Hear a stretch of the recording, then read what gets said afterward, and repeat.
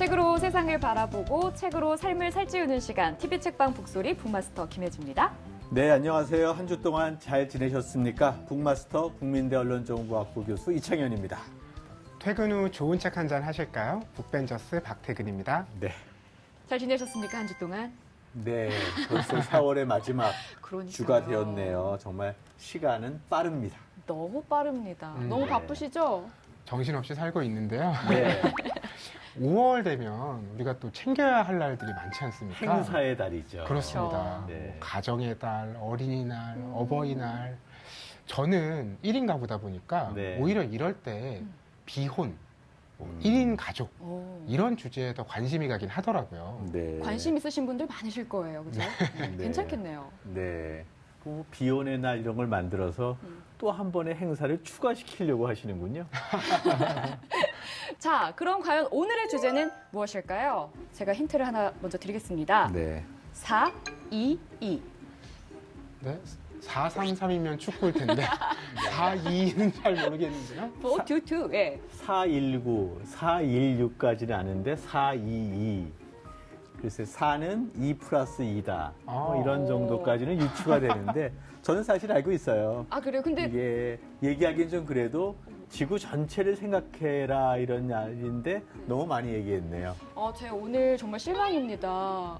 되게 창의력이 부족하신 것 같아요, 두 분. 왜요? 저는 정말 번뜩이는 어떤 아주 재치 있는 대답을 해주실 줄 알았는데 약간 기대에 못 미쳤고요. 저희가 정도를 걷는 사람들이다 보니까 알겠습니다. 양해 부탁드립니다.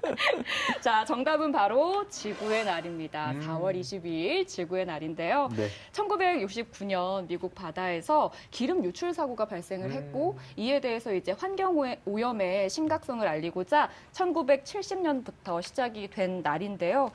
2009년에 유엔에서 같은 날 세계 지구의 날을 제정하기도 했습니다. 네, 4월 22일 사실 우리에게도 뜻깊은 날인데요. 최근 들어서 미세먼지가 심각해지니까 봄철에 황사 정도 한 일주일, 2주일만 견디면 됐었는데 이제 겨우 내내 미세먼지잖아요. 네. 그런데 이 미세먼지 해결은 못하고 개인들이 다 마스크다 또는 집에서는 공기청정기다 이렇게 돈만 쓰도록 하고 정부에서 정작 굴뚝에 연기 나오는 것 그리고 자동차에 매연 나오는 걸 막지 못하고 있으니 정말 답답하게 이를 데 없습니다. 특히 미세먼지 이슈를 우리가 마주하면서 네. 환경이나 생태에 대한 관점이 많이 달라진 것 같아요. 그렇죠. 그러니까 나 하나 노력한다든지 또는 우리나라에서 무언가를 줄인다고 해서 이게 해결될 수 없는 문제라는 게 점차 밝혀지는 거죠. 미세먼지만 해도 뭐 중국과 일본, 한국이 같이 해결해야 된다 이런 얘기들이 네. 나오고 있는데 미세먼지뿐만 아니라 뭐 바다의 문제, 또 쓰레기 그렇죠. 문제 이런 것까지 나가 보면 결국 전 세계가 지구를 지키기 위해서 함께 노력해야 할 이슈가 아닌가 그런 생각이 듭니다. 네, 얼마 전에는 필리핀으로 갔다가 다시 한국으로 되돌아온 네. 쓰레기 문제가 있었고요. 네. 또 이 문제와 별도로 우리가 일본에서 매일 필리핀처럼 일본의 쓰레기를 지속적으로 수입해 왔다는 사실 또 알고 있거든요. 그래서 이게 쓰레기의 국제적 유통이지 쓰레기를 없애버릴 수는 없다라는 생각이 들어서 쓰레기 문제 또한 아주 중요한 이슈가 되지 않을까 생각이 듭니다. 제가 이번 주제를 준비하면서 조금 놀랐던 건 조금이 아니라 많이 놀랐던 건 우리 박태근 북배는 늘 바쁘잖아요. 근데 그 바쁜 시간을 분, 초 단위로 쪼개서 더 바쁘게 살고 있다는 이야기 들었어요. 네. 아니 책도 사랑하지만 환경 관련 또 뭘 하세요? 제가 그 올해 환경책 선정위원으로 여러 해 동안 활동을 하고 있고요. 네. 환경정의라는 환경단체에서 여러 가지 활동들을 함께 하고 있는데요. 그 환경정의라는 단체는 이제 환경의 이슈를 정의와 부정의의 관점에서 바라보는 단체예요. 네. 앞서 이제 필리핀 뭐 네. 쓰레기 수출 말씀하셨지만 환경 문제 역시 세계화 속에서 강자들은 계속 자신들의 나쁜 것들을 다른 쪽으로 보내고 약자들은 돈을 받으면서 그걸 받아들일 수밖에 없는 이런 상황에 놓인다라는 거죠. 이게 국가와 국가 간의 문제뿐만 아니라요. 한국에서도 서울에 사는 사람들이 가장 많은 쓰레기를 만들지만 서울에 매립되지 않잖아요. 외곽에 매립이 되고 있죠. 네. 이런 문제들을 환경 정의라는 관점으로 살펴보는 단체에서 활동을 하고 있습니다. 그러니까 국제적인 관계에서 플라스틱 차이나라는 영화 하나 때문에 더 이상 중국은 플라스틱을 수입하지 않기로 했어요. 음. 그러다 보니까 전 세계의 플라스틱 문제가 국제적 문제가 된 맞습니다. 것, 이런 걸로 미루어서 세계는 다 연결된 하나의 유기체여서 한 나라만으로 문제를 풀 수 없고 범지구적인 측면에 관심이 필요하다라는 생각을 갖게 됐습니다. 정말 박태근 부배의 끝은 어디인가? 라는 생각이 들고요. 하나 질문 드릴게요. 책이냐, 환경이냐? 환경이냐, 책이냐? 아, 저는 당연히 환경입니다. 아, 당혹스럽네요. 왜냐하면 나무가 있지 않고서는 책이 나올 수가 없고요. 오, 중요한 연결고리네요. 네, 우리가 생명이 없고서는 네. 책을 읽을 수도 없죠. 네. 결국 책을 읽는 행위도 네. 생명을 살리기 위한 일들이니까요. 어. 우리가 살고 있는 터전이 훨씬 중요하지 않을까 싶습니다. 박태근 북벤이 이제까지 얘기한 모든 얘기와 비교해서 오늘 이벤트는 최고입니다. 아, 박수. 고맙습니다. 네. 아니, 환경, 지구 얘기가 나오니까 네. 오늘 두 분의 눈이 더 초롱초롱하고 네. 의지가 남달라 보이는데요. 오늘 네. 두 분의 활약을 기대해 보겠고요. 네. 전 세계 사람들에게 이 환경 오염의 심각성을 알리기 위해서 13년째 진행되고 있는 일이 있습니다. 과연 어떤 행사인지 한번 화면으로 소개해 드릴게요. 네. 4, 3, 2, 1.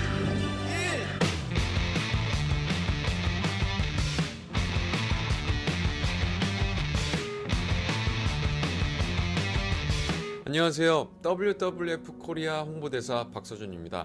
에너지 사용을 줄이고 지구에 휴식을 주는 1시간.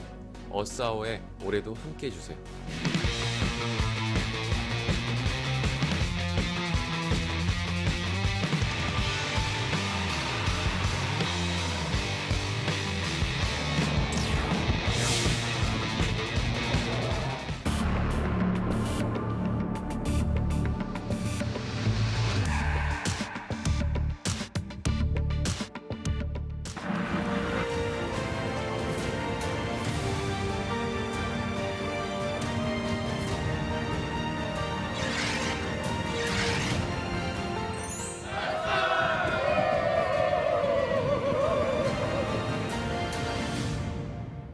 네, 바로 한 NGO 단체에서 진행하고 있는 어스아워 캠페인인데요. 탄소 배출량을 줄이고 밤에도 환한 도시를 지구 본래의 모습으로 되돌리자는 취지의 캠페인입니다. 네. 어사워라는 게 지구의 원래 밤이라는 건 어두워야 하는데 인간이 전기를 만들고 빛을 생산해서 어둠을 밝히고 있는 것이거든요. 그래서 원래의 상태로 되돌려 놓자라는 측면에서 어사워는 참 의미 있는 환경 운동이 아닌가 생각이 듭니다. 그렇습니다. 단순히 전기를 아끼는 데서 그치는 게 아니고요. 네. 최근에 빛공해라는 말을 많이들 하거든요. 네. 도시에는 정말 어둠이 없죠. 네. 그러다 보니까 인간의 눈이 어둠을 감각할 수 없는 상태로 되어버렸다는 지적들도 있는데요. 제가 인상 깊게 읽은 책이 하나 떠올랐습니다. 폴 보가드의 잃어버린 밤을 찾아서라는 책이 있어요. 이 책은 세상에서 가장 밝은 도시인 라스베이거스에서 시작을 해서요. 지구에서 가장 어두운 곳인 데스밸리까지 데스밸리. 네, 어둠의 등급에 따라서 한 단계 한 단계 찾아가는 거예요. 그러면서 인류가 왜 이렇게 무모할 정도로 밝음을 집착하면서 쫓아왔는가. 이런 것들을 비판적으로 바라보는 책이라서 어스아워 이야기를 들으니까 그 책이 대번에 떠오르더라고요. 네. 이 사실 저희가 지금 본 화면들의 가장 중요한 내용을 집중해야 되는데 네. 박서준 씨한테 제가 눈이 가더라고요. 아, 올해 네. 홍보대사 하시라고. 예, 제가 이제 팔로워가 돼 있어가지고 미리 SNS로 먼저 확인을 하긴 했는데요. 네. 박서준 씨, 수요일에 뭐 하세요? 저랑 같이 책 한번 읽어보실래요? 이런 얘기를 한번 던지고 싶은. 저희로는 많이 부족한가 보죠? 아, 그건 아닙니다. 저희라고는 얘기하지 마십시오. 알겠습니다. 네. 아, 오는 사람 막지 않겠다는 뭐 이런 의미고요. 이럴 때가 아니고요. 오늘 함께할 시민 북벤저스를 소개해드리겠습니다. 얼마 전에 이 어스아워를 진행한 WWF의 사무총장 윤세웅 시민 북벤저스 모시겠습니다. 박수 받아주세요. 안녕하세요. 안녕하세요. 안녕하세요. 책을 많이 갖고 오셨네. 네, 많이 가졌습니다. 반갑습니다. 우리 시청자분들께 인사 나눠주실까요? 네, 저는 세계 자연기금의 사무총장이면서요. 또 책과 자연을 사랑하는 윤세영이라고 합니다. 네, 박수 한번 써요. 반갑습니다. 네, 아니, 반갑습니다. 목소리가 성우예요. 아유, 감사합니다. 성우분이신 줄 알았습니다. 그러니까 저 뒤에서 목소리가 들려오는 것 같은 느낌이 듭니다. 둥글속 같은데요. 네. 어스아워 행사 저희가 지금까지 얘기를 좀 해봤는데 정확히 네. 어떤 행사인지 좀 자세히 소개를 부탁드릴게요. 네, 어싸오는 우리말로 하면은 지구촌 전등크기라고 이제 번역을 해야 될까요? 이 행사는 그 세계자연기금 호주에서 시작이 돼가지고요. 지금 13년 되는 이 시점에 전 세계가 다 같이 같은 시간에 동참하는 지구의 어떤 온난화를 좀 생각하면서 지구를 좀 더 차갑게 해보자라는 행사의 개념입니다. 그래서 전 세계적으로 같은 시간 3월 마지막 주 토요일 8시 반에 이제 파리 같은 데서는 에펠탑, 그리고 미국에서는 엠파이어 스테이트 빌딩, 도쿄의 도쿄타워, 우리나라 같은 경우에는 서울타워, 또 롯데월드 타워 이런 데가 다 같이 동시에 이제 불을 끄는 그런 행사입니다. 근데 아주 의미 있는 행사인데 전 세계적으로 같은 시간을 정해놨네요. 그러니까 이제 계속 시차별로 계속 변해가면서 그렇습니다. 예. 각 도시가 1시간 차이, 뭐 2시간 차이로 불을 끌 텐데요. 오늘 이렇게 책을 많이 갖고 오셨어요? 네, 일단 저희 책부터 소개해 주시고 진로 나가죠. 이 책들은 이제 사실 저희가 생각할 때는 이제 환경이라 하면은 거의 과학 운동입니다. 과학. 그래서 저희 직원들 중에 거의 반 이상이 과학자들로 구성되어 있고요. 그래서 이제 매년 이제 저희가 지구 생명 보고서라든가 한국 생태 발자국 보고서 같은 과학, 이제 팩트에 근간을 둔 과학적인 리포트를 내면서 지금 환경 이슈들을 저희가 분석합니다. 그런 다음에는 이제 여기서 끝나는 게 아니라 반드시 해결책을 저희가 제안을 합니다. 그래서 이렇기 때문에 이렇게 해야 된다. 그리고 마지막 세 번째는 이제 다 같이 우리 회원들이나 여러 그 같은 동료들하고 같이 그걸 그 솔루션이 나온 거를 행동으로 옮기자라는 그런 이제 활동을 하고 있습니다. 근데 WWF에서 진행하는 행사들을 소개를 해주셨지만 그 외에도 하고 계신 활동들이 참 많겠죠? 저희 그 세계 자연기금 WWF는 1961년도에 16명의 과학자들이 같이 만든 그런 단체입니다. 이제 멸종동물들을 멸종을 안 하도록 저희가 이제 보호하는 거에서 이제 그치지 않고, 그 다음에는 숲, 그 다음에 담수, 물, 그 다음에 먹이 사슬, 그 다음에 이제 해양 쪽으로 갔다가 이제 기후변화와 에너지까지, 그래서 총 6가지의 섹터로 저희가 분리해서 연구하고 거기에 대한 데이터들을 저희가 발견하고 있습니다. 네. 질문 하나 네, 준비하셨다고요? 네, 질문 하나 내도 될까요? 또 퀴즈인가요? 네. 이런 건 우리 방송에서 처음인데요. 출연자가 이 네, 지난 50년, 그러니까 아마 아폴로가 달 착륙했을 그 시점부터 지금까지 지구상에 있는 척추동물 중에 몇 프로가 멸종을 했을까요? 척추동물이라, 그러니까 가장 최상위 계층에 있는 고등동물인데 네. 보통 이런 얘기가 나오면 네. 늘 쓰는 수사가 있죠. 절반 이상. 절반 이상? 여기까지는 일단 알겠습니다. 절반 이상이라면 지구상의 척추동물의 반 이상이 사라졌다? 전 아닐 것 같아요. 아닐 것 같은데요. 그래도 멸종 위기종들 관리를 좀 잘 하고 있잖아요. 그래서 저는 한 10%에서 20%? 그러니까 뭐 우랑우탄 같은 것도 이제 멸종 위기지만 보존되고. 보존되고 있죠. 그래도 뭐 한 20, 30%는 될 수 있을 것 같은데요. 네, 흔히들 그렇게 생각하지만 이제 저희 과학자들이 매년 2년씩 정기적으로 저희가 조사를 합니다. 그래서 지난 50년 동안 매 2년 동안 이제 저희가 보고서를 내는데요. 지난해 보고에 의하면 척추동물의 60%가 멸종했습니다. 그래서 지난 50년 동안에 60%의 그 척추동물들이 멸종을 하는 동안 인간의 수는 인류의 그 파퓰레이션은 2배가 됐습니다. 그래서 저희 과학자들이 분석해 놓은 거 보면은 이제 척추동물의 96%가 인간이고요. 나머지 4%가 나머지입니다. 저희가 보는 사자, 코끼리 이런 것들이 4%고요. 나머지는 인간들로 구성되어 있다고 보시면 되거든요. 그래서 이제 이 시점이 저희가 이제 다른 생태 다양성, 저희 다른 동물들에 대해서 고민하고 네. 조심해야 될 그런 시점이 됐습니다. 결국 인간이 우점종이 되면서 다른 척추동물들의 다양성을 훼손했다라는 이야기도 되겠네요. 그렇게 얘기할 수도 있죠. 뭐 여러 가지 요인이 있겠지만. 인간의 탐욕이, 그러니까 과다한 소비 그런 것들을 통해서 생태 발자국을 많이 만들고 밤에 불을 켜고 뭐 이런 것들 때문에 생기는 건데 인간 스스로 반성부터 시작해야 되겠네요. 그렇습니다. 가장 중요한 게 아마 탄소 그렇죠? 발자국일 것 네. 같습니다. 그런 문제의식 속에서 최근에 또 한국에서 그 사진전도 이루어지고 또 네, 책도 맞아요. 나온 소식이 있어서 전해드리고 싶은데요.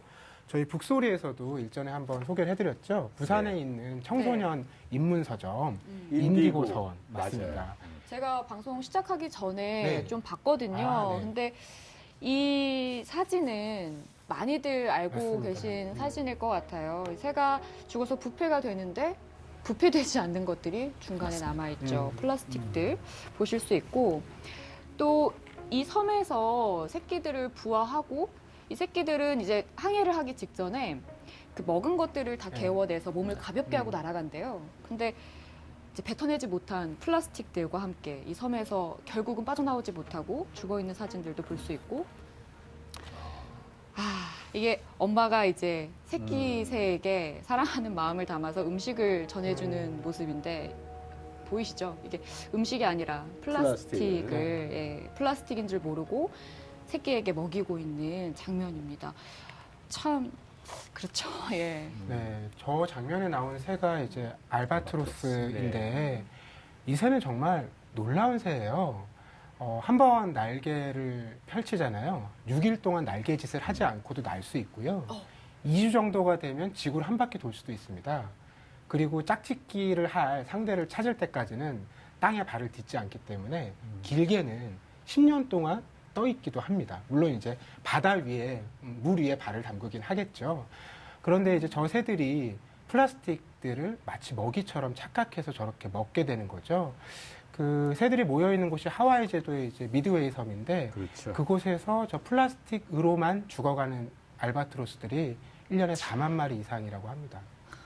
그런데 이제 그 알바트로스는 이제 미드웨이 섬에서 있다고 저희한테는 좀 먼 얘기처럼 들리지만 사실 제가 저희 현실에 대한 얘기를 잠깐 드리면은요. 저희 지금 삼면 바닷가에도 지금 거북들이, 푸른 거북들이 네. 꽤 있습니다. 그래서 요즘 거북들이 많이 폐사를 해요. 그래서 저희 직원 중에 이제 그 수의사가 가서 이제 해부를 하는데 거북이가 이제 죽은 거북이를 이제 해부를 하면은요. 그 안에서 플라스틱이 나옵니다. 특히 폐 낚싯줄이라든가 또 플라스틱 봉투들, 비닐 봉투들이 꽤 많이 나오고 있어요. 근데 이게 자주 지금 거북이들이 폐사를 하고 있습니다. 그래서 이게 먼 얘기가 아니라 저희 현실에 굉장히 가까이 다가와 있는 위험이에요. 그래서 좀 고민을 좀 해야 될 때가 됐습니다. 네. 이 플라스틱이 바다 생명체들을 죽게 한다는 거 매번 들을 때마다 참 놀랍고요. 그리고 저를 한번 돌아보게 돼요. 나는 어떻게 살아가고 있나. 근데 어쩔 수 없이 저도 뭐 비닐, 플라스틱 정말 많이 쓰고 있고 매주 그 재활용품 버리는 날에 그 쓰레기들을 들고 나가다 보면 내가 이렇게 많은 일회용품들을 썼나라는 생각도 하게 되고요. 그리고 아기 기저귀는요. 천기저귀는 정말 못 쓰겠더라고요. 그래서 매번 쓰면서도 정말 미안한 마음이 들지만 어쩔 수 없이 또 쓰고 있는 것들이 있는데 다들 이렇게 일상생활 속에서 쓰고들 있겠죠. 참 생활의 편리 아까 기저귀 얘기했지만 네. 짧은 시간의 생활의 편리를 위해서 너무나 많은 시간, 수십 년 동안 지속되는 그런 쓰레기를 양산하고 있는데요. 저희도 이제 회의를 할 때 보면 도시락 시켜 먹잖아요. 요즘 도시락이 얼마나 잘 돼 있어요. 그런데 도시락 먹을 때도 좋고 뭐 다 만족스러운데 이걸 버릴 때 너무 죄책감이 드는 거예요. 가져올 때는 딱딱 팩이 됐으니까 그렇지만 버릴 때는 다 흩어지니까 더 볼륨 있게 종이 상자에 아주 큰 쓰레기를 만드는 일을 보면서 아, 이렇게 생활해도 되는가라는 생각이 들고요. 최근 들어서는 새벽 배송 있잖아요. 네. 새벽 배송이라는 트렌드가 있어서 우리 젊은 여성들에게는 인기가 좋겠지만 너무나 반환경적인 거예요. 우리 조그만 그 구멍가게에 가서도 비닐도 그냥 안 주는데 네. 비닐에 수백 배, 수천 배의 쓰레기를 매일같이 아침마다 만들어낸다는 것 이거 좀 반성해야 되는 거 아닙니까? 맞습니다. 그 플라스틱을 저희가 이제 사용을 자제하고 특히 일회용들은 이제 쓰지 말아야 되는데 네. 그 이유가 물론 이제 환경에 유해한 것도 있고 또 폐비닐들을 파먹고 또 해양의 투기가 되는데 결국 그것 때문에 해양 생물들이 죽는다는 거예요.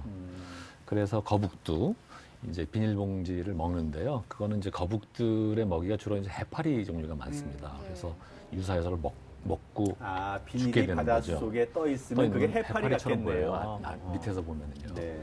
그리고 이제 그것뿐만 아니라 이제 고래도 고래도 이제 폐사를 하게 돼서 이제 앱을 해보면은 한 4, 50장의 그 폐 비닐봉투들이 나옵니다.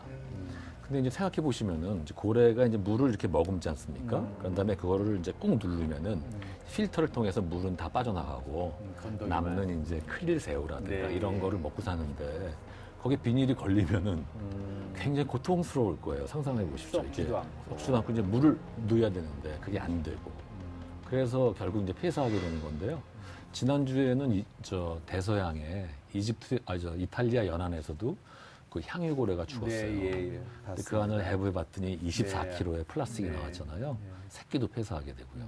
그래서 이제 플라스틱 이슈가 굉장히 그 심각하고 저희가 정말 조심해야 되는 그런 이슈가 되었습니다. 인간은 지능이 있어서 골라서 피할 수 있을 거라고 기대하잖아요. 그런데 결국은 눈에 보이는 건 고를 수 있지만 마이크로 플라스틱은 우리가 섭취하지 않을 방법이 없고요. 결국은 우리 피 속에 그게 들어온다는 걸 생각을 하면 고래만 염려하고 불쌍해할 게 아니라 우리 저희한테. 스스로를 위해서라도 각성해야 되지 않을까 싶습니다. 이런 문제들 때문에 실제로 이제 작년부터 그 카페에서 매장 내 일회용품 사용 금지도 있었고 비닐봉투 같은 경우에도 사용을 규제하고 있고 이렇게 정책적으로 많은 규제들이 이루어지고 있는데 방금 얘기해 주신 것처럼 배송업체는 그런 정책적 규제에 조금 사각지대에 있는 게 아닌가 이런 그러니까 생각들을 하게 되고요. 지금 처음 만들어졌으니까요. 정책 당국이 아직 몰라요. 지금 이런 프로그램에서 각성시켜야 하고요. 시민들이 스스로 이거 하면 안 된다라고 요청해야 될 거라고 생각해요. 네. 네. 근데 플라스틱 제품에 보면은 그 일회용 마크, 그러니까 재활용 마크가 있잖아요. 네. 그럼 재활용이 된다는 얘기 아닌가요? 근데 사실은 이제 재활용을 하기 위해서 이 모을 때도 사실은 이제 회수율도 이렇게 높지 않습니다. 14.8% 정도밖에 안 되고요. 또 모은 다음에 그게 이제 그 땅 속에 묻거나 또 여러 가지 처리를 하더라도 시간이 굉장히 많이 걸려요. 그래서 칫솔 같은 경우에는 네. 그 칫솔의 그 바디 부분에 있는 그 플라스틱은 거의 500년 정도 걸립니다. 그래서 저희가 이제 뭐 조그맣게 그 플라스틱 그 바디보다는 이렇게 나무, 대나무를 한번 해보자라는 이제 상징적인 어떤 운동이죠. 이런 것들도 한번 제안해 보기도 하고 또 스트로, 플라스틱 스트로도 굉장히 위험하거든요. 그 거북이나 이제 물개들한테 그래서 저희가 이렇게 스틸 같은 것도 만들어서 한번 해보는데 이런 것들이 이제 젊은 친구들한테 한번 자기 한번 다시 한번 고민해보는 그런 계기를 만드는 것 같습니다. 네. 그 한 조사기관에서 발표한 통계가 있는데요. 좀 상상을 해보시겠어요? 2015년 한 해 동안 전 세계에서 생산된 플라스틱은 3억 2,200만 톤. 가늠이 되세요? 3억 톤. 이게 1초에 600톤의 플라스틱이 생산되는 거예요. 1초에. 어마어마하죠. 이게 문제가 이 많은 양의 플라스틱들이 사용 후에 어디론가 버려진다는 얘기인데 이게 바다로도 많이 버려진단 말이죠. 이 한국도 여기에서 좀 자유로지 못한 것 같은데 한 해에 플라스틱, 비닐 배출량은 얼마나 될까요? 그게 지금 우리나라가 이제 1인당 플라스틱 사용률로 해서 보면 제일 많습니다. 98.2kg을 쓴다고 통계에 나와 있는데요. 굉장히 많은 양이고요. 이거를 좀 이제 현실적으로 좀 비율을 들어서 얘기하자면은 이제 비닐봉투, 저희가 자꾸 지금 비닐봉투 얘기하는데 우리나라 사람들은 1인당 평균적으로 420개의 비닐봉투를 써요, 1년에요. 하루에 한 개 이상씩. 그렇죠. 그렇지만 이제 핀란드 같은 경우에는 3개를 씁니다. 한 해예요? 예, 한 해. 그러니까 평균적으로 봤을 때. 하루가 아니라. 한 해에? 한 해. 그러니까 쓰는 사람도 있고 안 쓰는 사람도 있으니까 뭐 평균적으로 내면 그럴 텐데요. 그러니까 거의 뭐 100배 이상 저희가 플라스틱 이거를 아무 생각 없이 그냥 쓰는 거예요. 그래서 그렇게 보시면 아마 쉽게 이해가 되실 것 같습니다. 그러니까 우리가 플라스틱을 굉장히 편하고 쉽게 쓰는 나라고요. 정말 플라스틱의 생산, 사용뿐만 아니라 오염 상태도 그렇죠. 세계에서 가장 심각한 수준에 와 있거든요. 미세 플라스틱 그 해변가 연안들 오염된 그 순위를 보면요. 한국의 서해 연안이 세계 2위고요. 낙동강 하구가 세계 3위입니다. 맞아요. 저희가 그 아이고. 여름에 장마철 지나고 나서 시골에서 버려지는 그 농가의 폐비닐들이 그냥 강가에 있는 뽕나무나 버드나무에 쫙 걸리거든요. 네네. 우리나라에서는 비닐이라고 그러고요. 그래서 미국에서는 플라스틱이라고 하잖아요. 그래서 플라스틱 백이라고 얘기를 하는데 그렇게 해서 이 비닐이 그냥 사라지는 게 아니라 플라스틱이다라는 생각을 좀 갖도록 네. 용어도 바꿔야 되는 게 아닌가라는 생각도 갖게 됩니다. 우리가 이야기 나누다 보니까 미세 플라스틱 얘기가 나왔어요. 요즘 뭐 뉴스를 통해서도 많이들 접하셨겠지만 이 플라스틱과 미세 플라스틱 단순히 크기 차이로만 그렇게 구분을 하는 건가요? 그 미세 플라스틱은 이제 저희 페트병, 제가 네. 물 먹는 페트병이 바다에 버려지면요. 그 자외선에 오래 노출되면 그게 이제 조각이 나요. 조각이 나고 그게 파도에서 계속 부딪히다 보면 점점 더 작은 이 덩어리로 가는데 사실 우리나라에서도 발견된 적이 있습니다. 고등어를 이제 회를 할 때라든가 고등어를 이렇게 이제 드러내면은요. 거기 플라스틱 덩어리들이 아, 이렇게 박혀 있는 경우가 있습니다. 그리고 이제 참치인 경우에도 그런 경우가 많이 생기고요. 그래서 그게 되게 현실적으로 와 있어요. 그리고 이제 그 마이크로 그 플라스틱 그 가루들은 돌아다니면서 소금, 네. 소금할 때도 들어갈 수 있고요. 그렇죠. 예. 천일염. 사실 천일염. 다 거기에 미세 들어가죠. 플라스틱이 쫙 건더기처럼 남아서 소금과 같이 있을 수 있어요. 꼭 좋은 맞습니다. 것만은 아닙니다. 그러네요. 그래서 이제 저희 과학자들이 이제 그 이해하기 쉽게 표현해 놓은 거 보면 대략 1인당 일주일에 크레딧 카드 있지 않습니까? 플라스틱 카드. 네. 그 하나 정도의 플라스틱을 이제 섭취. 섭취한다라는 이제 결과가 있는데 그건 굉장히 이제 좀 복잡한 얘기겠지만 어쨌든 그런 식으로 저희가 표현을 하고 있습니다. 상 총장님 이게 팩트 체크가 돼야 됩니다. 일주일 맞습니까? 일주일이요. 예. 네, 예. 맞습니다. 바다의 역습이라고 볼 수 있을 것 같은데요. 정확한 네, 표현이네요. 네. 네, 플라스틱의 역습. 네. 우리가 이렇게 바다를 조금이나마 이제라도 좀 지키고 보호하기 위해서 할 수 있는 것들은 또 어떤 것들이 있을까요? 글쎄요, 뭐 저는 개인들의 노력 이런 방식으로 캠페인을 계속 펼쳐나가는 것도 중요하지만 국가 단위의 정책이 강력한 영향을 미친다라는 생각을 해요. 앞서 이제 프랜차이즈 커피숍에서 일회용 잔 금지하는 얘기를 했는데 뭐 그 자체가 얼마나 큰 이제 일회용 컵의 사용을 줄이느냐. 저는 이 문제는 오히려 중요하지 않다고 생각을 해요. 중요하지 않을 수도 있다. 사람들이 그 정책을 통해서 이 문제를 알게 되고 토론하기 시작했다는 게 훨씬 중요한 변화라고 생각을 하거든요. 그런데 이런 정책의 변화가 없었다면 그런 고민을 안 했을 거라는 거예요. 이제 환경이라는 게 중요한 이슈라는 것, 우리가 변화를 노력해야 된다는 것, 이런 걸 사람들이 각성하기 시작하고 각자가 좀 더 효율적이고 나은 방법이 무엇인지를 생각을 나누게 됐다라는 거죠. 이게 정말 중요한 변화가 아닌가 그런 생각을 합니다. 정책이 이제 굉장히 중요하죠. 거버넌스라고 그러는데 그 정책 자체가 변하는 게 일단 우리 소비자들, 우리들의 의식이 바뀌고 또 바뀌면서 기업들도 되게 중요합니다. 기업들이 네. 굉장히 대규모니까요. 기업들의 생각이 바뀌면서 정책을 바꾸도록 이제 강요하는 그런 측면도 무시할 수 없습니다. 그래서 개개인들과 기업들이 같이 진행이 돼야 되고요. 그런 면에서 이제 저희가 이제 이제 여름에 플로깅 대회라는 거를 합니다. 플로깅 대회를 혹시 들어보셨나요? 이제 스웨덴에서 이제 시작이 됐는데요. 스웨덴어로 이제 플로그라는 게 이제 픽업, 이제 쓰레기를 플라스틱 쓰레기를 바닷가에서 주스면서 뛰는 경기입니다. 그래서 이제 뛰기 시작할 때 이제 처음에 봉투를 가지고 뛰면서 이제 줍고 이제 다 담아야 이제 결승점을 돌아오는 건데요. 그건 이제 유럽 쪽에서 굉장히 활발하게 진행되고 있어요. 저희 우리는 짧을 거예요. 쓰레기가 많을 테니까 금방 찰 거고요. 깨끗한 동네는 42.195를 뛰어야 될지도 모르겠네요. 네, 그래서 저희가 올 8월 달에 이제 세계자연기금이 이걸 하고 있거든요. WWF가 지금 유럽에서 하고 있어요. 그래서 저희가 올해 처음으로 제주도하고 같이 한번 함덕 해수욕장에서 네. 외국인들도 좀 많이 오고 도민들도 좀 쓰레기 이슈가 크지 않습니까? 그쪽에. 그래서 같이 함께 이제 주스면서 한번 뛰어보는. 그래서 자꾸 이제 개인들의 어떤 의식을 자꾸 고양시켜야 됩니다. 그러면은 기업들로 오고 그것이 이제 정책 변화. 물론 정책에서 이제 알아서 정해주면 제일 좋은 거지만 기업주들, 특히 네. CEO들을 또 영향을 네. 줘서 바꾸면요. 네. 착한 기업이 되면 또 그렇죠. 우리 소비자들이 여러 명 하는 것보다 네. 굉장히 큰 영향을 주면서 그러네요. 바뀌어요. 네. 그래서 하여튼 그 할 일들이 되게 많습니다. 개인, 네. 기업, 그다음에 정부 네. 이 세 가지가 좀 잘 맞춰서 더 나은 사회로 갔으면 좋겠습니다.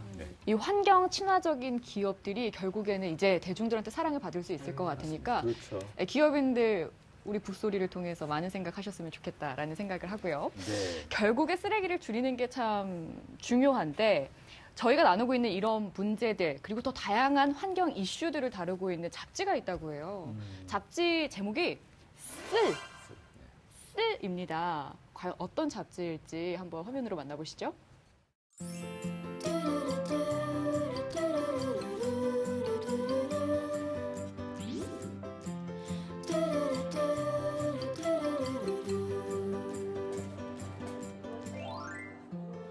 제로웨이스트 관련해서 생활 문화를 전파하는 잡지를 만들고 있는 편집장 배민지입니다.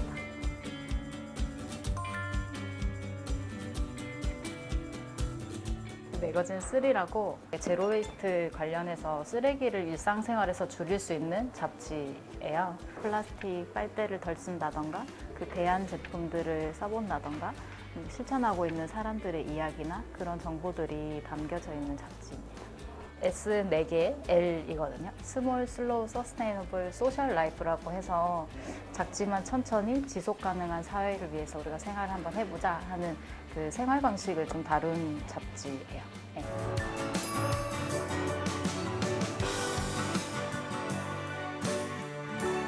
제로 웨이스트라고 해서 쓰레기가 없다라는 뜻인데 저희는 쓰레기를 최소화한다라는 의미로 좀 쓰기는 하거든요. 그래서 일상에서 플라스틱이나 일회용품을 좀 덜 쓰는 취지의 활동을 제로 웨이스트라고 합니다.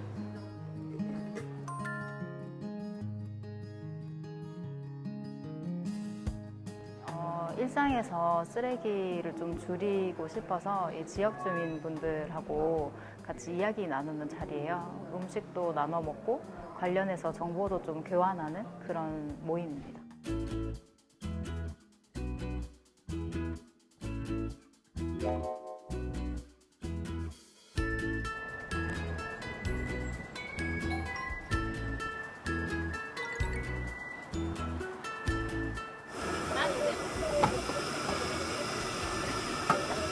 여기에 그 용기 말고서 여기 좀 담아주세요.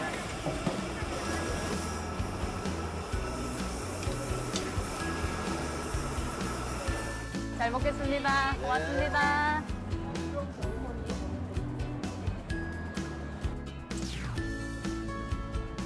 방울토마토 조금 주실래요? 이거 비닐봉지 말고 여기에다가 그냥 담아주세요. 두 분에 5,000원이요? 네, 두 분이면 800g이거든요. 아, 다 됐어요.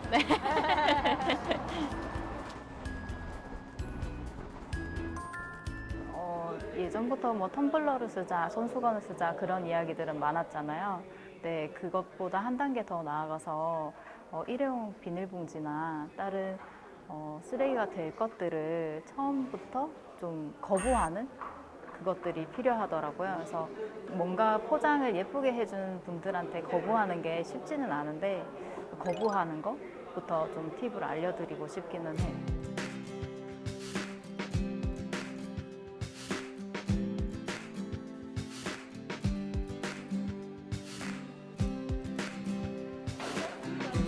아, 아니요.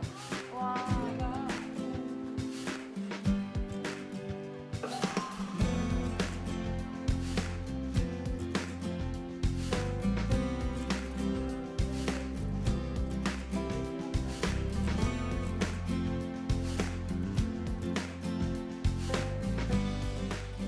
되게 흔한 건데 빨대 개인 거 사용하고 수저 그리고 개인 도시락통 이렇게 사용하고요. 잘 몰랐는데 문제의식을 가지는 게 이번 살롱을 참여하면서 가장 큰 변화인 것 같고 조금씩 제가 할 수 있는 거 찾아서 하고 있는데 되게 뿌듯한 것 같긴 해요. 아직 좀 작긴 하지만 우리가 살아 숨쉬는 이런 공기부터 해서 먹는 음식까지 지금은 쓰레기 문제에 많은 피해를 받고 있는 것 같아요. 그래서 현실적으로 내가 할 수 있는 것들을 좀 찾아서 해보는 게 좋지 않을까 합니다. 환경을 지키는 꿀팁들 전수해 주셔서 고맙습니다. 저도 오늘부터 당장 실행을 해봐야 할 것 같고요. 네. 자, 지금부터는 바닷속 이야기를 들려줄 추천책 살펴보도록 하겠습니다. 먼저 윤세용 시민 북벤저스가 준비해온 추천책은 무엇일까요? 네, 저는 여러 가지 굉장히 그 전문적인 책들을 좀 말씀드리긴 좀 그렇고요. 그래서 저는 이제 늦어서 고마워라는 이 책을 한번 가져와 봤습니다. 정말 두껍네요. 네, 이게 뭐 약속 시간에 늦어서 고맙다는 뜻이에요? 그렇습니다. 예. 그렇지만 이제 생각할 시간을 많이 줘서 걱정하지 마라 늦게 오는 거 저희가 여러 가지 생각을 하니까. 근데 이제 저 책은 이제 요즘 앞으로 10년 동안의 어떤 굉장히 그 거대한 그 변화에 대해서 얘기를 하고 있는데요.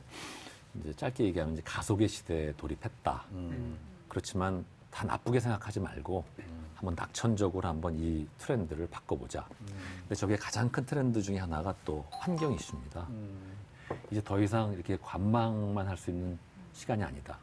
이게 좀 더 적극적으로 우리가 합심해서 뭔가를 하면은 변할 수 있다라는 굉장히 희망적인 메시지를 줘서 제가 추천책으로 가지고 나왔습니다. 네. 이창현 부마스터님 이 저자를 좀 소개해 주실까요? 네, 제가 열심히 공부해 갖고 왔는데요. 네. 토마스 프리드만, 일단 퓰리처상을 수상한 언론인 또 작가이고요. 뉴욕 타임즈의 인기 컬럼리스트라고 하니까 박태근 북배는 잘 아시는 분이죠. 뭐 한국에 워낙 여러 권의 책들이 소개되어 있어서요. 네. 그리고 국제 질서나 세계화의 문제에 대한 글로 이미 독자들을 많이 이야기했는데 과연 우리가 지금 얘기하고 있는 뭐 환경 문제에 대해서 어떻게 구체적으로 얘기했는지 좀 더 설명해 주시죠.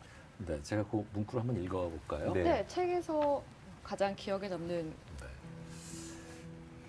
인간은 자연의 힘이 되었다. 인류 역사에서 본 적이 없는 속도와 범위로 기후와 우리 행성의 생태계를 교란하며 변화시키고 있는 힘이다. 우리가 그렇게 하기로 집단적으로 마음만 먹으면 환경의 퇴락을 되돌리거나 지구상의 모든 사람을 먹이고 재우고 입힐 힘을 얻을 수 있다. 인류라는 하나의 종 차원에서 우리가 그와 같은 집단적인 힘을 가진 적은 역사상 한 번도 없었다. 그러니까 큰 기회가 될 수 있다는 거죠. 다 같이 합심하면. 상당히 낙관론자네요. 낙관론자예요. 네. 그럼 우리가 이 난관을 극복할 수 있다는 얘긴 거죠? 그렇죠. 이제 제가 봐도 이제 컵21 파리에서 이제 각 나라 대통령들이 어그리한 게 있지 않습니까? 탄소 배출을 줄이는. 네. 이게 2030년까지 다 같이 합심하면 줄일 수 있다라는 걸 믿고요. 지금 이제 석탄이라든가 석유 이런 화석 연료를 덜 쓰고 신재생 에너지를 쓰자는 얘기지 않습니까? 그런데 이미 벌써 신재생 에너지는 테크놀로지가 점점 더 발전돼서 지금 여러 가지 가짜 뉴스들도 많지만 사실은 미국에서는 이제 태양광의 발전 단가가 석탄이나 이제 원자력 발전 단가보다 더 낮춰지는 그러니까 기술의 발전은 상상할 수 없습니다. 굉장히 빨리 되기 때문에 이제 그것은 이제 약간 기업의 몫으로 남겨놓으면은 우리나라도 굉장히 빠른 시기에 좋은 쪽으로 해결책을 찾아갈 수 있지 않을까 이런 생각이 듭니다. 네. 정말 그 만년이라는 시간 동안 만들어낸 그 자원들을 저희가 뭐 몇십 년 안에 다 써버리게 됐으니 정말 우리가 이 부분에 대해서 좀 고심을 해봐야 될 것 같은데요. 정말 늦어지기 전에 꼭 읽어봐야 할 책, 윤세용 시민 북벤저스의 추천책 늦어서 고마워였습니다. 이어서 박태근 북벤저스의 책 만나볼까요? 네, 제가 골라온 책은요. 침묵의 봄으로 잘 알려져 있는 작가죠. 레이첼 카슨의 바다 3부작 가운데 두 번째 책, 우리를 둘러싼 바다라는 책을 가져왔습니다. 이 레이첼 카슨은 1960년대 침묵의 봄을 써서 이 환경 문제를 세계에 알린 첫 번째 사람으로 손꼽히는데요. 50년대에 그 바다에 관련된 책들을 세 권을 연이어 편애했습니다. 첫 번째 책이 바닷바람을 맞으며, 그리고 두 번째 책이 우리를 둘러싼 바다, 마지막 책이 바다의 가장자리. 네. 책 좀 한번 네. 보시죠. 네. 우리를 둘러싼 바다. 이창현 부마스터 이 저자도 연구해 오셨겠죠? 그렇죠. 레이첼 카슨, 그러면 아까 얘기했다시피 침묵의 봄으로 유명한 사람이고요. 우리 환경재단의 1층 그 강당 이름이 레이첼 카슨 홀이에요. 그러니까 그만큼 우리 환경계에도 영향을 많이 미친 사람인데 저는 해양 생물학을 공부했다는 것까지는 알았는데 네. 바다 시리즈 3권의 책이 있었다는 걸 오늘 처음 알았어요. 1962년도에 출간되고 2달 만에 베스트셀러에 올랐고 타임지가 선정한 20세기를 변화시킨 100인 중에 한 명 꼽힌 정도로 레이첼 카슨 유명한데 미국의 큰 넓은 그 밭에 봄에 새가 안 울어요. 그 넓은 대지에 왜 안 울까 그러다가 사실은 이 레이첼 카슨이 침묵의 봄, 봄에 새가 오지 않고 침묵, 조용한 봄이다라는 책을 내서 사실 우리 환경 책에서는 가장 인기 있는 책인데 여기서도 이 땅보다도 먼저 바다에 관심을 가졌다는 것. 근데 우리 인간은 바다는 눈에 안 띄니까 사실상 위험의 인지를 늦게 한 거예요. 난 그래서 오히려 바다에 대한 관심을 오늘 두 분께서 각성시켰다는 것, 또 우리 또 삼면이 바다 아니에요. 맞습니다. 그러니까 그런 면에서 더 의미가 있지 않나 싶네요. 저는 이제 우리를 둘러싼 바다 저 책에서 저희는 이제 행동을 하는 그런 단체니까요. 네. 조금 이제 행동 측면에서 이제 말씀을 드리면은 그 우리가 흔히 볼 때 멸치를 우리가 많이 먹지 않습니까? 우리 국민들이 멸치를 샅샅이 먹습니다. 작은 것도 먹고 큰 것도 먹지 않습니까? 맛있죠. 예.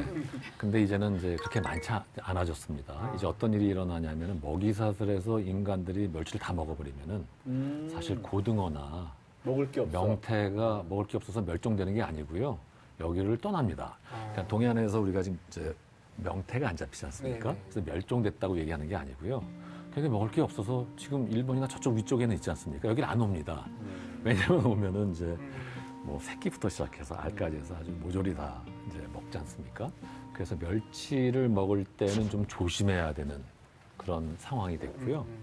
또 얘가 맞습니다. 고등어도 요즘은 노르웨이 고등어 많이 드시지 않습니까? 네네네. 이제 고등어도 이제 우리나라 고등어들은 이제 많지 않습니다.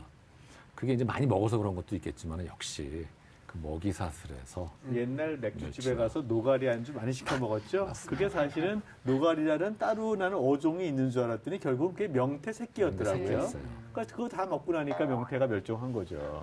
또 한편 뭐 저 갈치도 많이 반성하고 있어요. 우리 전통적으로 갈치도 그 새끼 갈치들 있지 않습니까? 네. 뭐 풀치라고 그러는데 네. 그런 것들도 워낙 우리가 먹어가지고 말려서 예, 아주 그거 맛있잖아요. 드셔보셨죠? 네. 이렇게 꺼다내는 거. 그러니까 그런 것들 먹을 때는 이제 조심할 때가 되지 않았나. 그럼 우리는 생선 뭘 먹어야 될까요? 그러니까 이제 드셔도 되는데요. 조심해서 이제 먹어야 될 거예요. 적당히. 적당히. 멸치볶음 살살 해야겠네요. 예. 그러네요. 네. 그런 말들이 되게 이제 중요한 시점이 됐습니다. 아니 근데 우리가 이제야 깨닫게 된 이런 사실들을 이 저자는 1960년대에 이미 맞아요. 집중을 했던 거잖아요. 그 이유가 뭘까요? 특히 이 책의 일부 제목이 어머니 바다예요. 맞아. 저는 이 책의 놀라운 점이 레이첼 카슨 과학자거든요. 과학적인 사실을 바탕으로 바다가 우리에게 무엇이었는지를 굉장히 감성적인 표현으로 전달해 준다는 거예요. 예를 들면 지구는 다 물로 가득 차 있었죠. 바다에서 생명이 시작됐고요.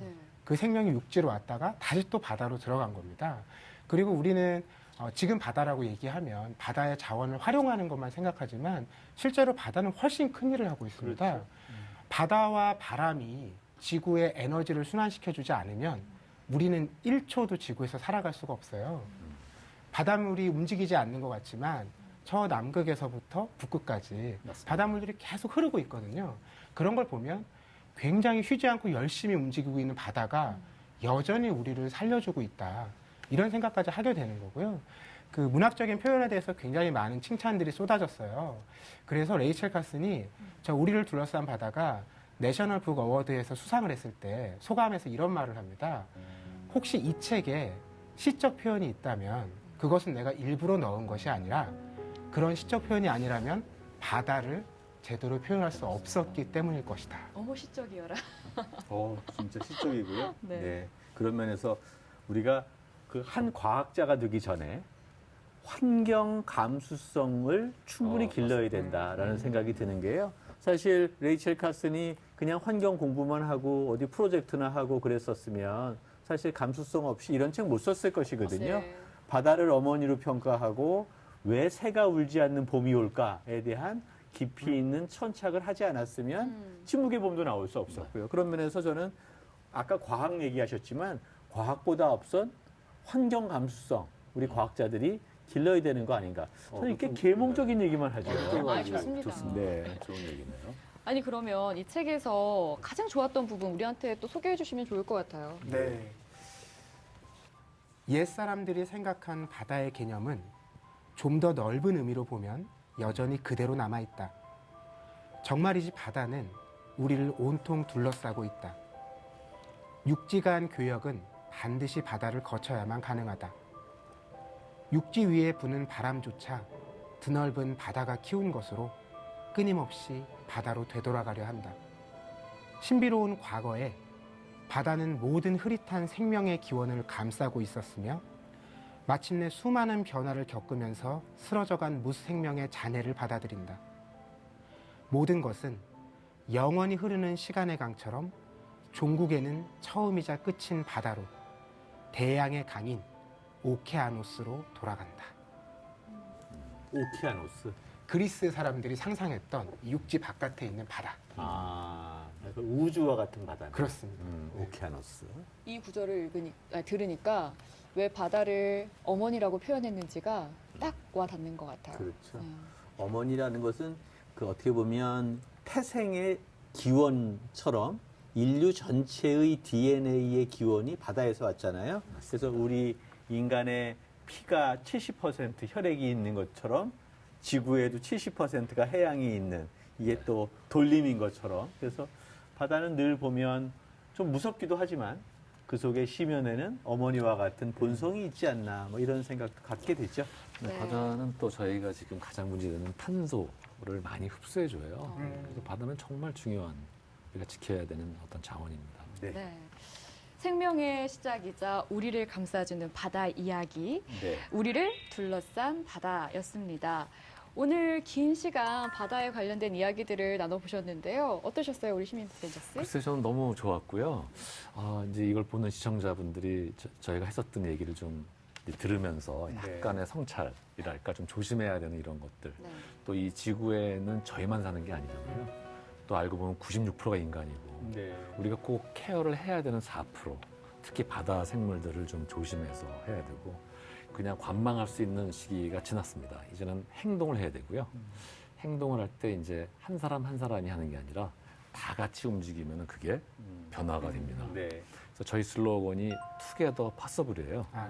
그러니까 일단 우리 넷이서라도 네. 먼저 자꾸 남 탓하지 말고 정부 탓하지 말고 우리 넷이서라도 뭔가를 같이 하면은 네. 이제 변화가 되기 시작하고 그게 또 사회로 나가면서 이 지구가 조금 더 좀 차갑고 어떤 지속 가능한 어떤 그런 지구, 우리의 품, 지구가 두 개는 없지 않습니까? 그렇죠?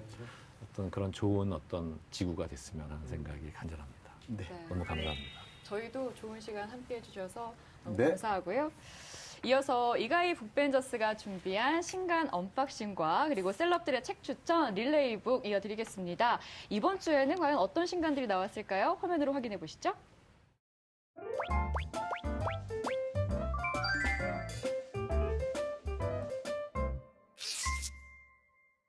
안녕하세요. 따끈따끈한 신간을 가장 먼저 뜯어드리는 북벤저스 이가희입니다. 사실 제가 오늘 굿즈를 너무 기다려서 박스를 먼저 뜯어봤었거든요. 그랬더니 제작진분들이 이제 책만 다시 포장을 해주셨어요. 굿즈는 잠시 후에 소개하고 책만 먼저 뜯어보도록 하겠습니다. 짜잔! 네, 오늘의 책인데요. 굿즈부터 보여드릴게요. 짜잔! 책베개입니다. 이게 정말 디테일이 굉장히 깨알 같아요. 이 책의 또 하이라이트는 안쪽에 있습니다. 짜잔! 짜잔! 바로 이렇게 안에 책 내용이 있어요. 그래서 챕터 1까지 꼼꼼하게 읽어볼 수도 있고요. 그런 말이 있잖아요. 책을 베고 자면 책 속의 내용이 머리에 들어온다고. 그렇다고 또 여러분 책 보라니까 베고 자지는 마시고요. 이 밤비 베개를 베고 자면 꿈에 밤비가 나올 것 같지 않나요? 제가 한번 꿈에서 밤비랑 놀아보겠습니다. 그러면 오늘의 진짜 주인공들인 책들도 한번 만나볼까요? 첫 번째 책인데요. 제목이 너무 길어요. 무려 19글자. 매일 아침 지하철에서 모르는 여자가 말을 건다입니다. 한 여자는 굉장히 표정이 우울해요. 그래서 플랫폼 바닥만 보고 있고 한 여자는 굉장히 좀 단호한 표정으로 야! 약간 이런 표정을 지으면서 옆에서 뭔가 말을 걸고 있습니다. 근데 이 여자의 표정이 굉장히 남 같지 않죠. 이렇게 살아서 뭘 하나 이런 마음을 한 번씩 가질 때가 있잖아요. 그런 표정이 아닐까 생각이 듭니다. 두 번째 책도 제목이 범상치 않습니다. 저 청소일 하는데요 라는 제목인데요. 흰색, 검은색, 초록색 이렇게만 딱 쓰였어요. 그런데도 저는 서점에서 이 책을 보자마자 한눈에 되게 들어왔거든요. 약간 낙서 같기도 하고 초록색 표지에 이렇게 손으로 쓱쓱 그린 것 같은 손그림. 근데 굉장히 젊은 여자가 빗자루를 들고 딱 있습니다. 과연 젊은 여자 왜 청소일을 하고 있는 건지 잠시 후 살펴볼게요. 자, 이제 책을 한 권씩 만나볼까요? 책의 핵심 키워드만 짝짝 떼드리는 박스 테이프. 첫 번째 책의 박스 테이프는 회사 가기 싫어와 아침 식사입니다. 사실 많은 분들이 아침 식사보다 5분 더 잠자는 걸 택하잖아요. 그런데 여기 아침 식사를 하지 않고 축 처진 이들의 어깨를 날카롭게 잡아내는 이가 있습니다. 바로 스무디 가게를 운영하는 아코짱인데요. 이 아코짱이 처음에 축 처진 어깨의 아케미를 보자마자 가서 무료 시음이라면서 스무디를 다 안깁니다. 둘째 날에도 셋째 날에도 이 스무디를 안기는 거예요. 그런데 혹시 이 아코짱이 익숙하신 분들도 있지 않으세요? 이 책은 아코짱 시리즈의 두 번째 책인데요. 전 책에서는 이 아코짱이 부장으로 나오면서 후배들에게 멘토로서 조언을 들려주거든요. 이번에는 스무디 가게의 주인으로 변신한 아코짱이 직장인들에게 어떻게 희망과 활력을 불어넣을지 책에서 만나볼 수 있습니다. 저는 이 책을 커피나 스무디 가게를 운영하시는 분들에게 추천하고 싶어요. 늘 건강과 활력을 주셔서 감사하고요. 더 맛있는 주스 부탁드릴게요. 두 번째 책, 저 청소일 하는데요의 박스 테이프는 독립출판과 꿈입니다. 제가 첫 번째 박스 테이프를 독립출판으로 한 이유는요. 짜잔! 이 책이 먼저 독립출판으로 나왔기 때문입니다. 거의 이런 걸 1도 인쇄라고 하는데 흑백으로만 출력이 됐고요. 두께도 얇고 이렇게 뭔가 더 손그림 같은 느낌이 많이 듭니다. 근데 이 독립출판으로 나왔던 청소일 하는데요가 엄청 인기를 얻었어요. 그래서 기성출판사에서 우리 책 내자라고 해서 이렇게 좀 더 완성도 높은 책으로 나온 거예요. 요즘 이렇게 독립출판물이 기성출판으로 다시 나오는 경우가 많은데요. 독립출판을 사랑하는 팬들에게는 굉장히 반가운 소식이 아닐 수 없습니다. 사실 저자는 그 전에 굉장히 빡센 회사에 다니고 있었는데 그리는 일과는 상관이 없었던 거예요. 근데 본인의 꿈이 그리는 일을 하고 싶은 거다 보니까 회사를 과감하게 때려치고 나와서 청소 일을 시작을 하게 됐는데 이게 자기 시간도 많이 확보할 수 있고 또 페이도 쏠쏠하게 괜찮아서 그림 그리는 일을 같이 병행할 수 있었던 거예요. 하지만 청소 일을 한다는 게 많은 사람에게 설명을 필요로 하는 일이고 그러면서 여러 가지 느낀 점을 이 책에 담았는데요. 저는 이 책을 아까 소개했던 이 책의 아케미짱에게 추천하고 싶습니다. 사실 아케미짱은 일이 너무 싫은데 부모님의 기대를 저버리지 못하고 계속 회사를 다니고 있거든요. 이렇게 우리 주변에도 아케미짱처럼 하고 싶진 않지만 좀 억지로 회사에 다니는 분들이 있을 것 같아요. 그런 분들이 이 책을 한번 읽어보면서 꼭 내가 이 직장과 이 일을 해야만 행복할 수 있을까에 대해서 한번 다시 생각해보는 것도 좋을 것 같습니다. 네, 이렇게 해서 오늘의 신간을 한번 소개해봤는데요. 오늘 이 두 권의 책도 배달 갑니다. TV책방 북소리의 SNS에 댓글로 신청해주세요. 선착순이니 이 영상을 보시자마자 달리세요. 좋아요, 구독, 댓글도 많이 남겨주시고요. 저는 더 핫한 책으로 돌아오겠습니다. 다음 시간에 만나요. 안녕!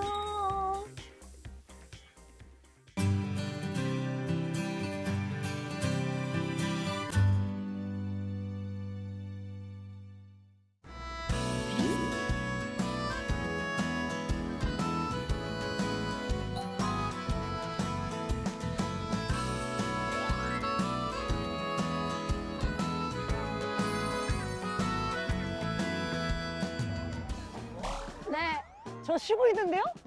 알겠습니다. 오늘은 이만 좀 쉴게요. 네, 정말 제가 또 마침 또 소개해드릴 책이 오늘은 이만 좀 쉴게요 아닙니까? 제가 이 책을 또 추천해드리려고 잠깐 또 날씨가 너무 좋아가지고 좀 쉬고 있었어요. 네, 안녕하세요. 창피하지만 미녀 개그우먼 김승혜입니다.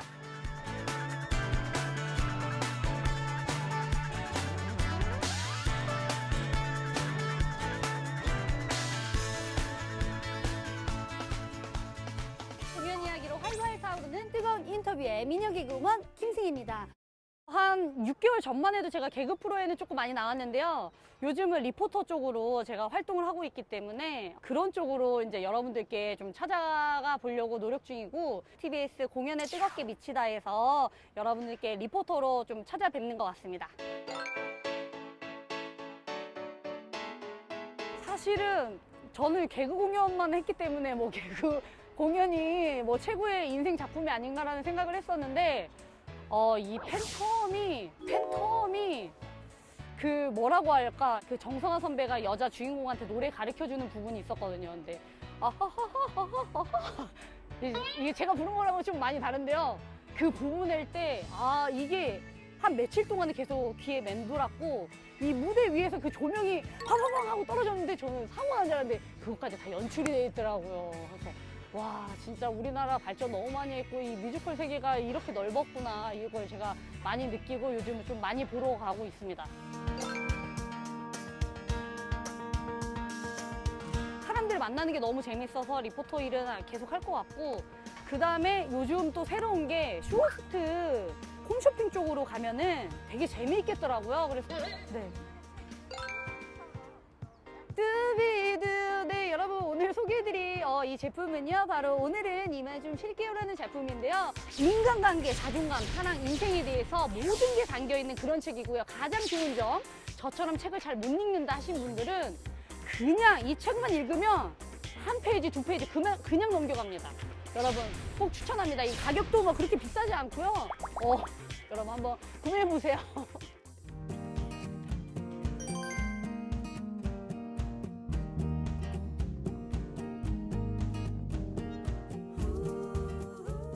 SNS를 요즘 많이 하잖아요. 그래서 이제 한 글귀가 굉장히 와닿아서 이걸 바로 구매했었는데, 첫 페이지만 딱 봐도 모든 사람과 잘 지낼 수가 없다. 이게 굉장히 상처받는 얘기인 것 같은데, 10명 중에 한 사람만 자기 편이 있어도 이게 남는 장사다라는 이런 내용이 있어요. 그래서 모두를 사랑할 수 없대, 모두로부터 사랑받을 수 없다라는 관계에 환상을 품은 사람들한테는 참 불편한 진실일 것이다, 이렇게 이제 작가님이 써주셨는데, 모든 사람들은 다 나를 사랑할 수가 없다. 이 한마디 한마디 상처받을 필요가 없다는 거를 이제 요즘 많이 느꼈거든요. 좀 요즘 또 힘드신 분들은 이 책을 한번 읽으시고 저처럼 이제 개운하게 이제 했으면 좋겠습니다. 네. 어떤 분일까라는 생각을 많이 하실 텐데, 일단 개그맨입니다. 일단 개그맨 선배님이시고, 이분의 개그는 약간 좀 특이해요. 막 맨 처음에 뭐지? 이랬는데 알고 보면은 진짜 빵 터지는 그런 개그. 지상렬 선배님을 추천합니다. 원래 개그도 굉장히 좋아했는데 선배님의 이런 생각, 어떤 책을 좋아할까 이런 것도 굉장히 궁금해졌거든요. 그래서 선배님이 추천해주는 책을 저도 한번 읽어보고 싶어가지고 선배님을 추천합니다. 선배님 사랑합니다. 시청자 여러분 안녕하세요. 제가 새해 때부터 항상 다짐을 했던 게 한 달에 한 번씩 꼭 책을 읽어야겠다라는 다짐을 했는데요. 벌써 4월 달인데 이거 한 권 읽었습니다. 여러분들도 프로그램에서 같이 추천해주는 책을 읽어서 우리 꼭 한 달에 한 번, 한 권을 꼭 읽는 그런 지식인이 됐으면 좋겠습니다. 여러분 저 혼자 할 수 없으니까 같이 한번 해봐요. 화이팅!